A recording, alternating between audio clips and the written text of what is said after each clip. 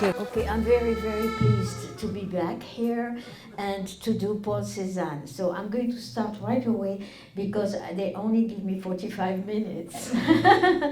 Okay, so Paul Cezanne was born in 1839 and he died in 1906. So he is considered a post-impressionist.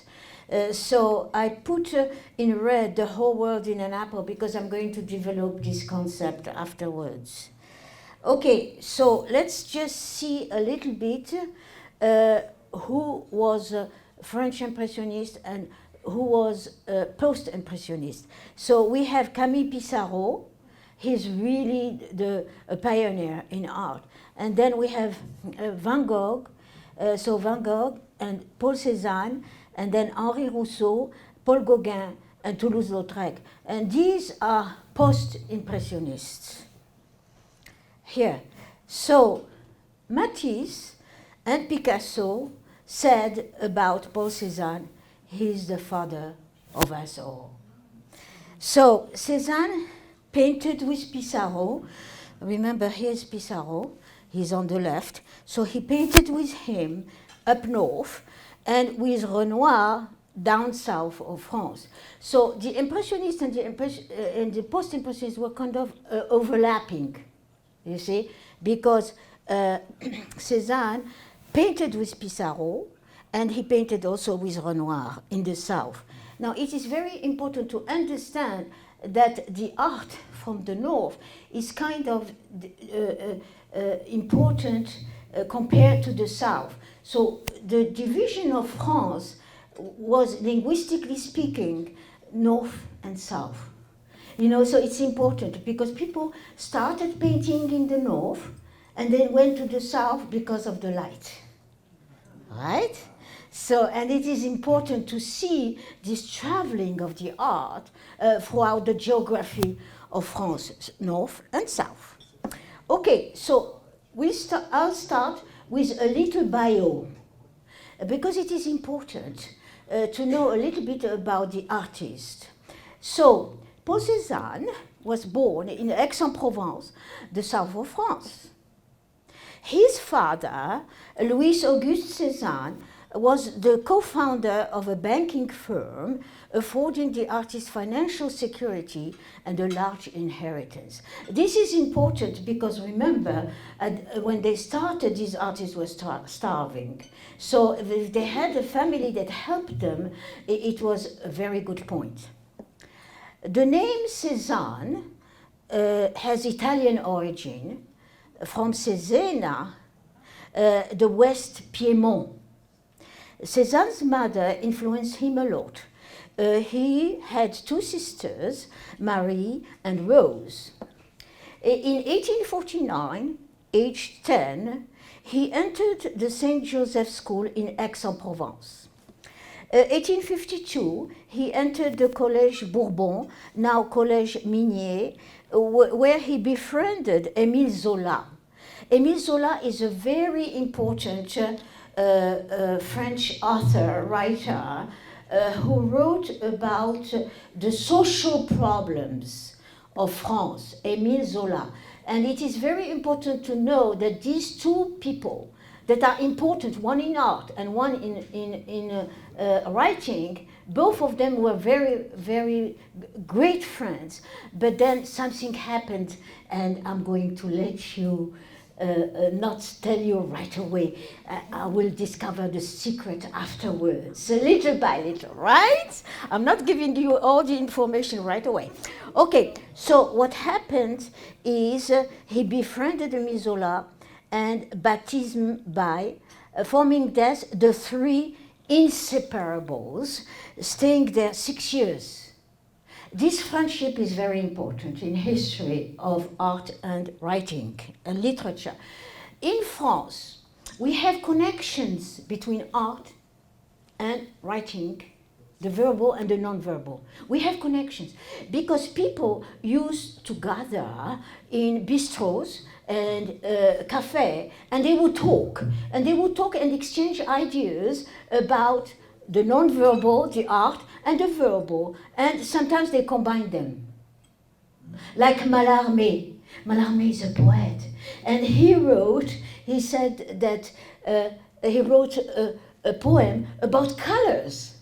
And he said that ideas can be blue and red and orange. And so we see the connection between art, the nonverbal, between writing, poetry, and music. Because actually everything is lyrical. It's the expression of the subconscious, the dream, and the soul. Okay, I write everything down for you because I'm afraid you won't understand my accent. Okay, so we go on here. 1857, Cezanne attends the Free Municipal School of Drawing. Everything starts with drawing. 1858, 1861, he attends the Law School of University of Aix, complying with his father's wishes, which he will abandon for the arts later. This is very funny, because when you study art history, most of these artists, they were supposed to be lawyers. Like us. We want all our children to be a lawyer and a doctor, and not an artist. Though nowadays being an artist is not as bad as in the old days. At the old days they say, oh, you want to be an artist? You're going to starve. 1861, he leaves Aix for Paris. Finally, he reconciles with his father, who leaves him a big inheritance. Thanks God. Okay. In Paris, he meets Camille Pissarro, who becomes his master, establishing a collaborative working relationship between equals. And more, he developed his own style. You know, sometimes you wonder, you had education, but you want to get rid of some of it, right? Okay, because it hinders you. But here, you know, they had a very, very strict education in art, very strict.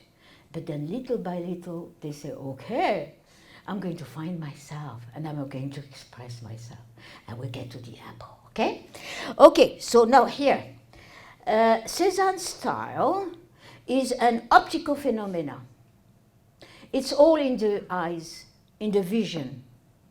Simplifying the object to the minimal geometric essentials. Treating nature by the cylinder, the sphere, the cone. So everything, when you start drawing, comes into one of these geometric forms. That's amazing. With single point perspective and pure vision. His paintings were shown in the first exhibition of the Salon des Refusés in 1863. In France, you have to understand that some institutions are really very strong and bad. So there was a salon. If you're not accepted in the salon, you're dead. So what happens is that later on, like Napoleon, he came and he said, okay, you refuses all these people. Okay, we're going to invent another salon, the Salon of the Refused. So he did. So sometimes you're accepted in the Salon of the Refused.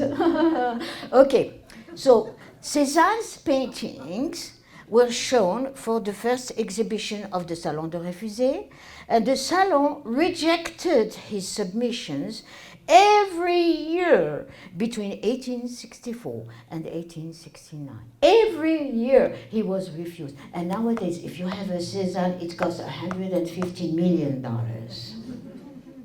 See the difference? Okay. 1872, birth of his son, Paul Cézanne, with mistress Marie Hortense Fiquet. Remember, an artist is kind of blew off all the inhibitions, all the social no, so they usually, these artists, they have a model, and they see them naked all the time. So they want to sleep with them. Okay? So what happens is that some of them make them their babies. So so we have the birth of Saint Paul Cezanne. They lived in L'Étac, near Marseille, after staying in Paris for a while, and they moved back to Paris again to Auvers in Val d'Oise. In Auvers and Pontoise, this is near Paris, he and Camille Pissarro painted landscapes together. Cezanne abandoned the dark colors under the influence of Pissarro, and his canvases grew much lighter. After multiple efforts to exhibit in Paris and in Provence, he attracted only refusal, hilarity, outrage, and sarcasm. Wow. Very hard life to be a painter. Very hard life. So this is a self-portrait. Look at him. And this one, you can view it at the Musée d'Orsay. Have you been to the Musée d'Orsay? Yeah, wonderful, wonderful. 1886, Cezanne marries Hortense. His father dies, leaving him the estate purchased in 1859. He was 47, so that's good. 1888, the family lived in Las de Buffon, Jas de Buffon. In France, I told you about the difference between North and South. Linguistically speaking, there was a different language. Languedoc and the Parisian French. There was two. So, Jas de Provence is the language of the South. And Jas means an estate. Okay? So, they moved to Jas de Buffon and finding new comfort. This house with grounds is now owned by the city and open to the public. And I went there 2 years ago. And I went to his studio. And I saw his hat. And I put his hat on my head. And I said, maybe I will draw like him. It never happened! Don't try hats. Try drawing. Okay. So, the same year, he broke his long friendship with Émile Zola after the latter used him as the basis for the unsuccessful artist Claude Lantier in his novel L'Œuvre. So Émile Zola wrote a book, very famous. It's called L'Œuvre, the work. And one of the characters looked like Cezanne, and he painted him like a failure. So Cezanne read the book and said, "That's me, a failure, no more friendship." So that's the secret. Then his friendship began in childhood, and it was irreparably damaged. I feel sorry about this. Just because of a character? Okay. Now, final period of his life, 1819 and 1905. From 1890 until his death, Cezanne was beset by troubling events, and he withdrew further into his painting, spending long periods in a virtual recluse. His paintings became well known and sought after, and he was the object of respect from a new generation of painters. He had diabetes, and he separated from his wife. 1906, he passed away from pneumonia. Okay, ladies and gentlemen, now we're going into the art, and I'm not going to go too fast because I want your vision to get into this incredible art. So how I do my lectures is that I do a bio, but then only some elements of the bio, and then I do the study of the paintings. And for Paul Cezanne, I wanted you to know how an artist started learning drawing and painting from a school, l'École des Beaux-Arts, okay, and how they got rid a little bit of the traditional, figurative approach to art and how they changed into Impressionism. So you're going to see the paintings he did at first, which was very figurative, traditional approach of the style. And here, so this is the cemetery in Aix-en-Provence where he died. I usually go, when I travel, I go to studios and cemeteries. I got to Marc Chagall tomb, and I put a stone on the tomb. And I said, please, Marc Chagall, help me in my art. Okay, here.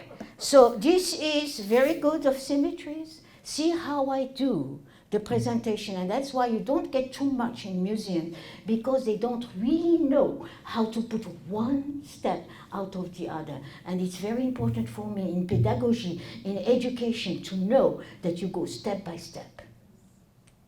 So I went from the symmetry into his depiction of the skulls. And look at these skulls. Aren't they alive? Amazing. Why? It's a pyramidal composition. Leonardo da Vinci and Michelangelo, they all did the composition, triangle, pyramidal. Cezanne said to Émile Zola, what a fun thing to paint a skull. It was the beginning of their friendship, sharing Bohemia, Romanticism, and the occult. Cezanne, the dramatic resignation to death. But look how he did the skulls. Look at them. They're not skulls. It's like the apple. There's life. There's soul. And how did he do it? How did he do it? He did it with a combination of dark and light. And see, the moment you use dark and light, it's life. Dark and light. And then the background is dark, with colorful, but it's not a dark. It's really full of life, of colors.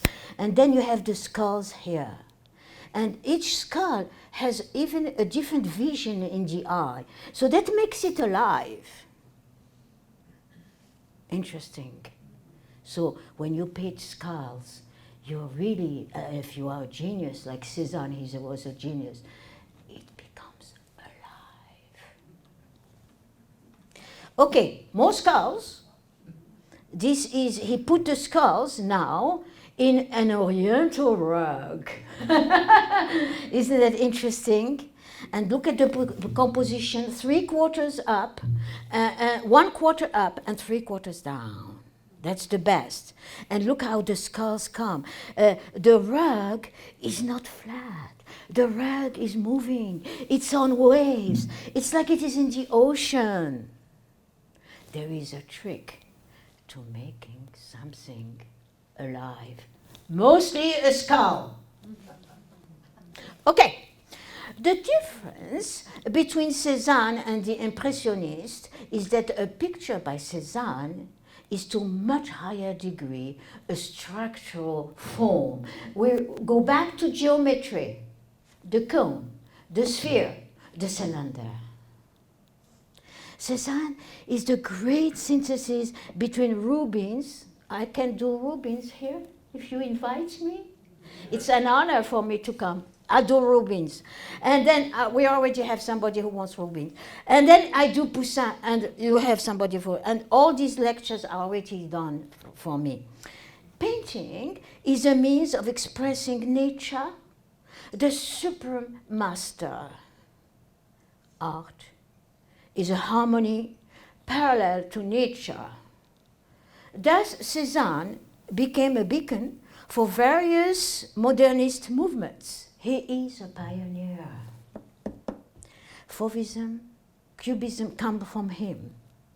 He's very often imitated. He was a precursor. Okay? Good. Now, Cezanne admired Delacroix. I can do Delacroix here. I can do everything. I went to all the museums in the world many, many times. And so my son, who was 11 years old, he said, "Mom, can you just stop going to a museum?" Okay, Cezanne admired Delacroix, whose flowers, as well as composition of figures, inspired him to a very high degree. So this is Delacroix. And since he influenced Cezanne, I'm mentioning him. Look at those flowers. Look at the composition. Smaller in the background. In the background. When you do smaller in the background and lighter in the background, it gives you perspective. That's how perspective is created. And also, you see the flowers in the foreground, they're bigger and more colorful. And then as you go in the background, as you go, it becomes subdued and sketchy and less figurative. Now, there's another painting of Delacroix that you must have seen in the Louvre, Liberty. That was done after the French Revolution. France is represented by Marianne. Marianne is a woman with big boobs. Okay, so, and she holds the flag. And she has all these people, all those people who did the revolution, the French Revolution, around it. French Revolution influenced the art. The art is a fossil of history. It shows you what happened at that moment, but for the vision of one genius man. Okay, now, do we have here some some kids, children now here? So I can show the nudes.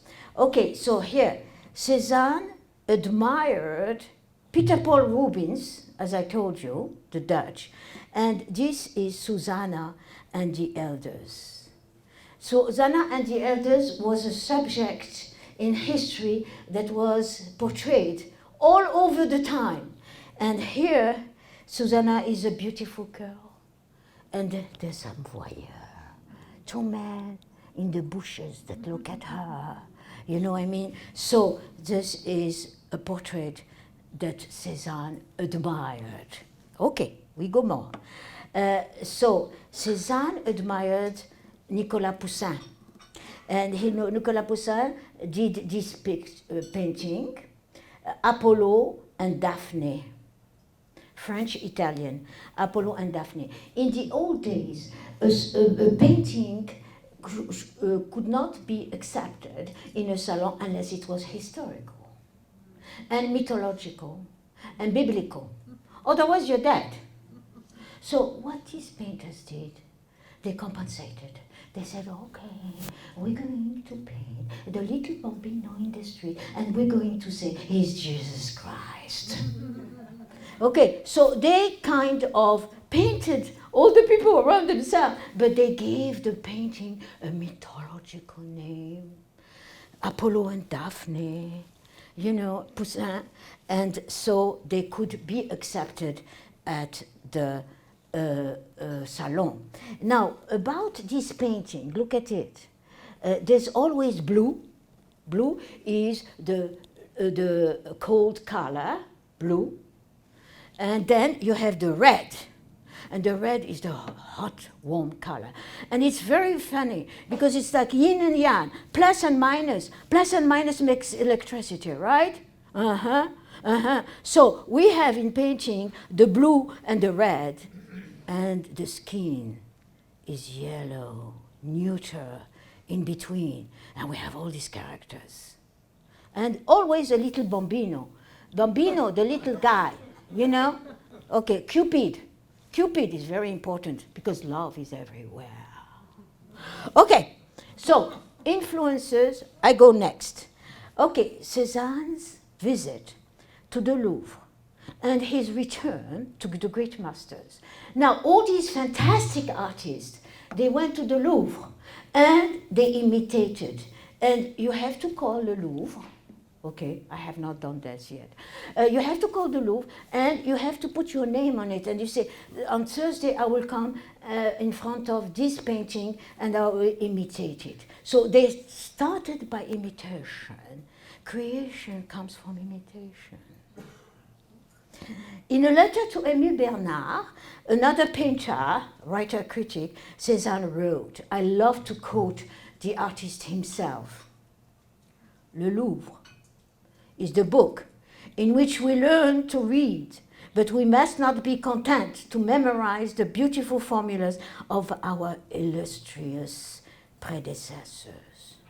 Let us go out and study beautiful nature. Let us try to discover her spirit. Okay? Good. Are you having fun so far? Okay. Can I continue? You're not going to throw me here? Okay, out of the window. Okay, so I go on. Cezanne's, after all these influences, after Le Louvre, after all this education, he's ready to make self-portraits, portraits of boys, males, and close friends. Here. What painters and dealers said about Cezanne? Ambroise Vollard is one of the most important dealers for that period. Ambroise Vollard helped Cezanne exhibit and sell his works. He wrote about him, an artist touched by the divine. He's a painter of mystical temperament. So we have a portrait on the right. You have a portrait of Vollard by Cezanne. That's Vollard. One of those days I will do only Vollard. And then on the left, you have Renoir. Self-portrait here. So Renoir wrote about Cezanne. How on earth does he do it? He cannot put 2 touches of color on canvas without it being already an achievement. Now, this is a portrait that Cezanne did of his father, Louis-Auguste Cezanne, reading. Cezanne did not have a good relationship with his father. He turned for support to his mother and 2 sisters. This painting is in the National Gallery of Art in Washington, D.C. Most of the art is in America because the people had the money and they went back to Europe and bought it. Okay, this is Cezanne's self-portrait. It's very interesting when you compare the picture, the photo that I showed you in the front, and the portrait. They see them differently than the camera. So let me go back to the camera and show you how he looked like at first here. Okay, the power of PowerPoint is that I can go back. Okay, I cannot do that when I'm reading a paper with, Okay, so here, this is him. Okay, and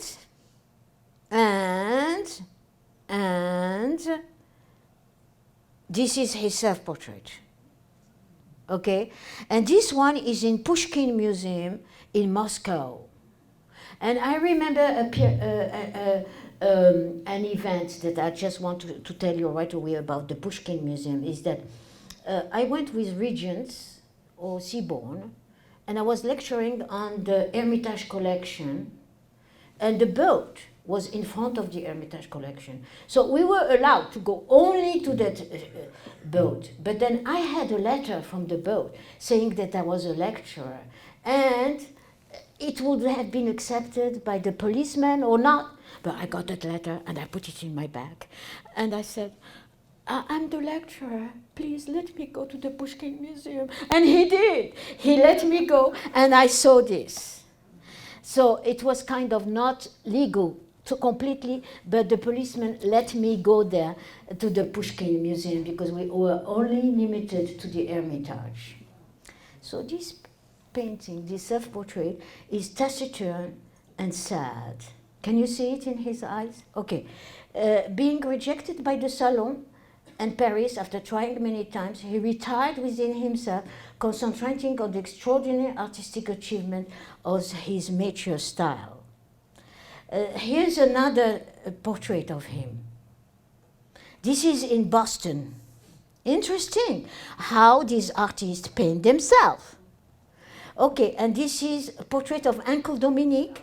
His Uncle Dominique was a lawyer, and he shows him as a lawyer. Remember, he was supposed to be a lawyer himself. This one is in the Metropolitan Museum of Art. Here, this is a portrait of Victor Choquet by Cezanne, born into a family of textiles, entrepreneur, with rich wife. He collected quite a few paintings by Cezanne. So this one is a collector of Cezanne. So Cezanne painted him. Okay, Renoir's portrait of Victor Choquet. So Victor Choquet was an important collector of the time. Okay, I show you the photo and the painting. And Cezanne did another portrait of Victor Choquet. It's in Columbus Museum of Art, Ohio. How did it get there? That's another story. So, portrait of a man, Anthony Valabreche, poet and critic, a childhood friend of Cezanne. So, usually when they do portraits of people they know around in their family or among their friends. This is Achille Empereur. Achille Empereur was a dwarf from Aix-en-Provence, also a painter. He met Cezanne at the Académie Suisse, and they were close friends. He had a big, magnificent head and a small body. You see, he was handicapped, but he did it. He did him. This one is very famous at the Musée d'Orsay. Look how he did the proportions of the anatomy and the body. He's totally a genius. Now, this is another portrait that he did. It's Paul Alexis reading to Émile Zola. This is when they were friends, Émile Zola.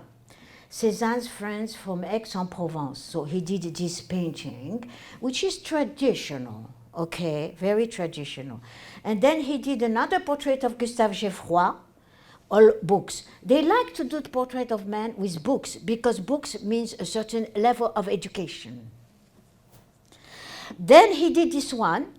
This one is in Zurich, and it was stolen on February 2008. You know, when your painting is stolen, it's a very good sign. It means people couldn't help seeing it, they wanted to possess it. Okay, so it's a boy in traditional Italian attire. The painting was stolen on February 2008 from Zurich, valued at 91 million, and was recovered in Serbia on April 12 on 2012. Okay, now let's talk about physiology. I think that the arm on the right hand is a little bit too long. Do you see it? It's too long. What is too long is that part here. So really they made mistakes too. It's very difficult to do the proportions because I'm trying myself, so I know how hard it is. Okay, here, so, but this is beautiful. What is beautiful is the red. If you take off that red, it will be nothing. Nothing. Imagine it without the red. Okay, okay, so here's again another red. This is in the National Gallery of Art. Now, do you see the difference between his early portraits and the later portraits? It's becoming more and more impressionistic. Okay, here, you know, I'm already warned that I have to go faster, so I'm very sorry, but I have to keep up with the time. But I'm just telling you about this fantastic art, and you can go and see them in museum. He did this one, The Bather, an exercise in pure form and abstract construction. Look at the construction. Oh, perfect. The figure is bonded in unity with the surrounding water, sky, and landscape. And look, every one is different color. Then they have the D9 blue of the sky. Then they have the green and the cobalt. And this one is a Museum of Modern Art in New York. Very famous painting. Then we have Harlequin. So the painters at that time loved to paint the circus and to paint actors and actors because they're playing. They're clowns, and they're very attracted, the artists, to clowns. Both have no expression. There is a certain humor involved in the two theatrical characters. And this one is in that museum where I sneaked in Russia, in Pushkin Museum. So then we have the card players. The card players, it's in the Barn collection. I mean, if you have not seen the Barn collection, you must go. It's in Philadelphia. It's amazing, totally amazing. So this is there. And this is another card players, but look how the impression is. Look at the difference between when he started being very figurative, very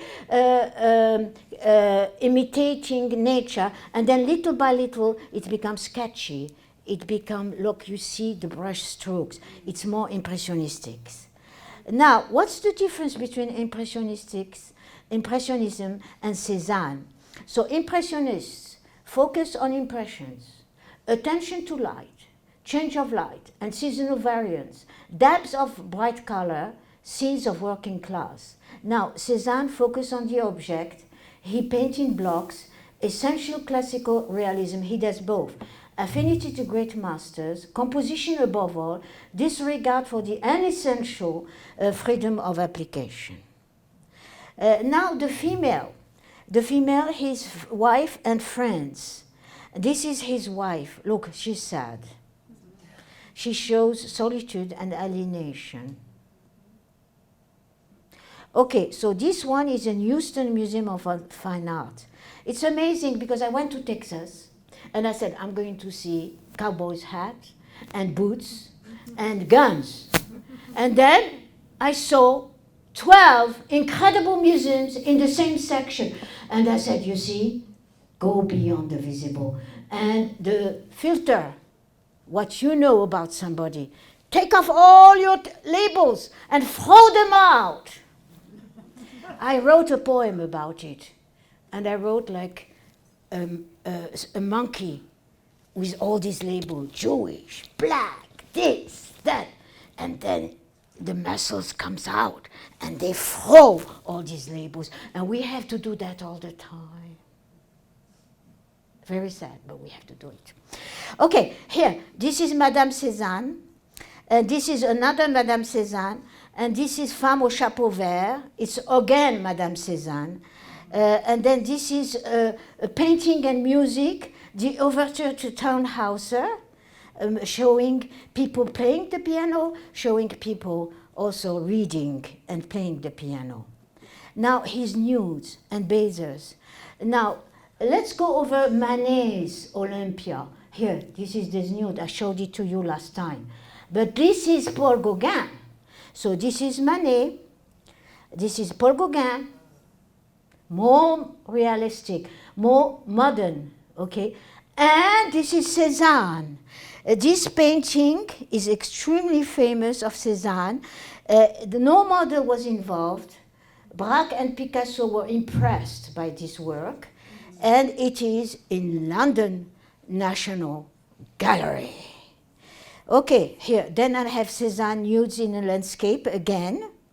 See his evolution, it's amazing. A Barn Foundation. Now, Cezanne and his dear Provence. We were talking of the ground, where we come from, the wines, they come from the earth. That's why Napa Valley, they can try to imitate the French wine, but they cannot because they have to have the same dirt.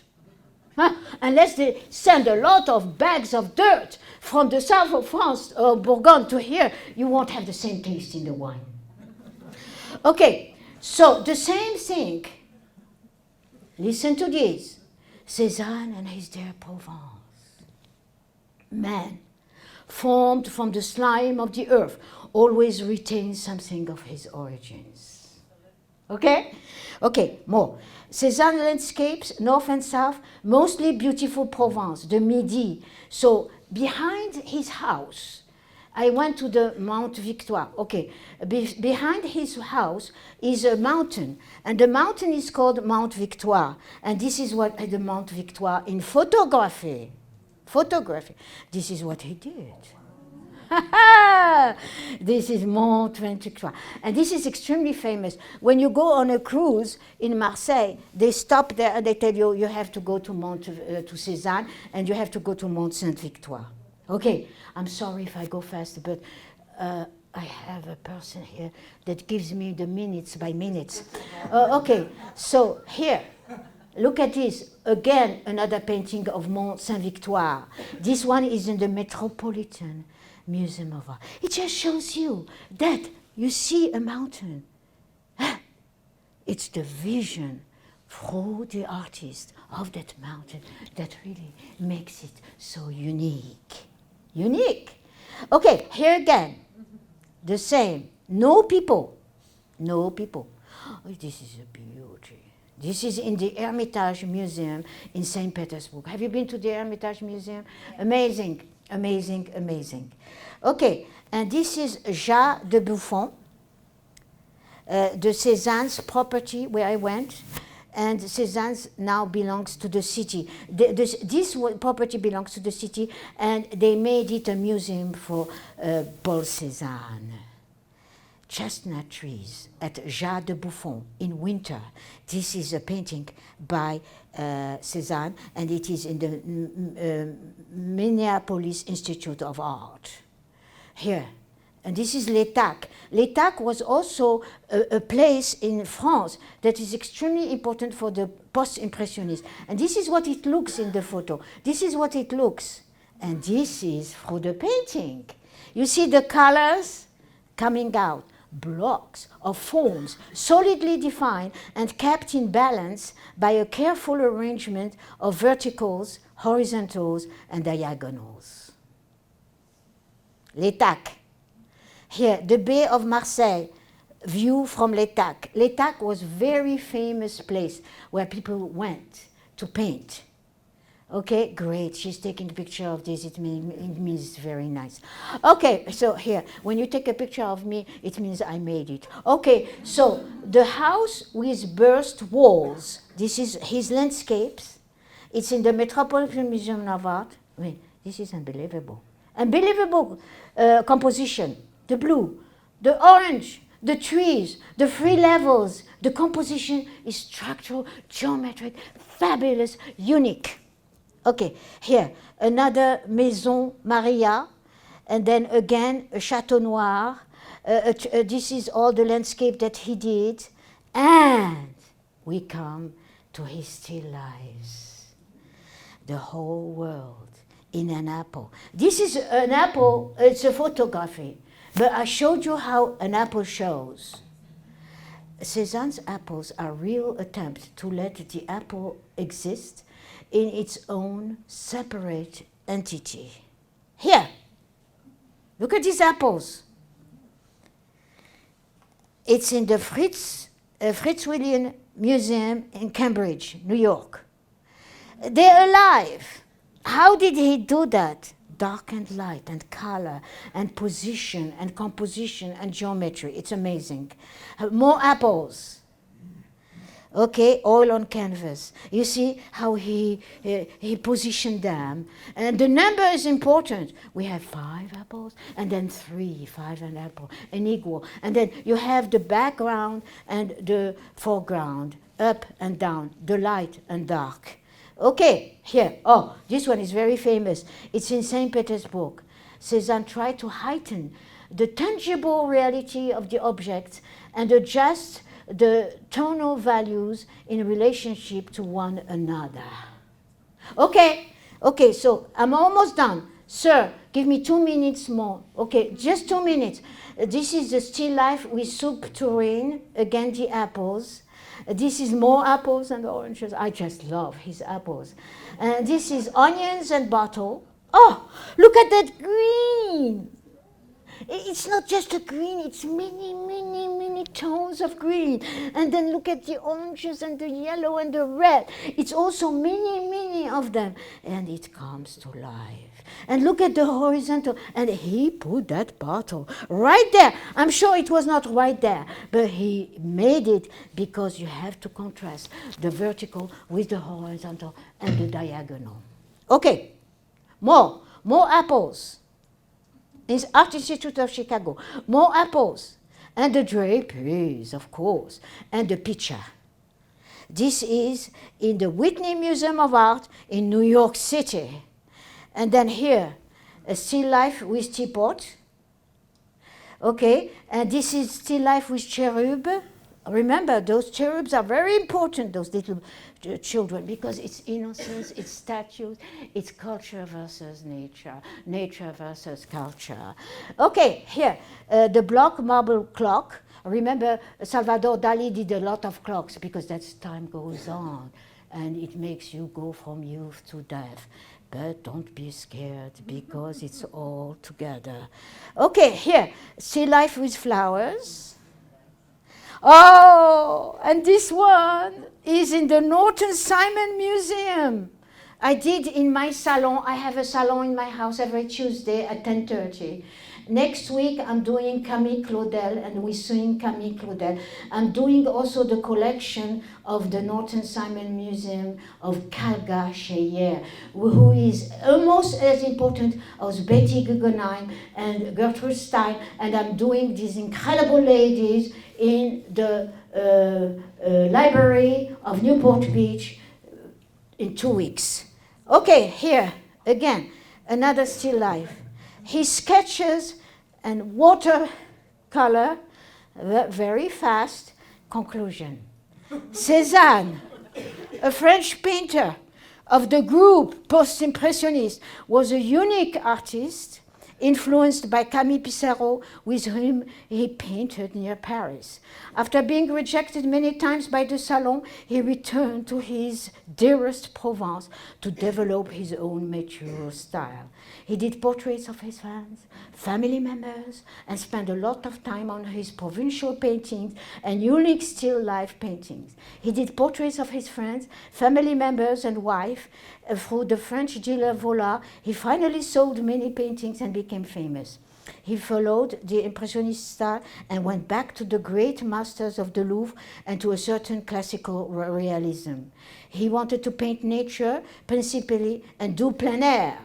Remember, I'm doing also a series on women plein air in California, in the West, because in America there's lots of treasures. People don't know about the treasures.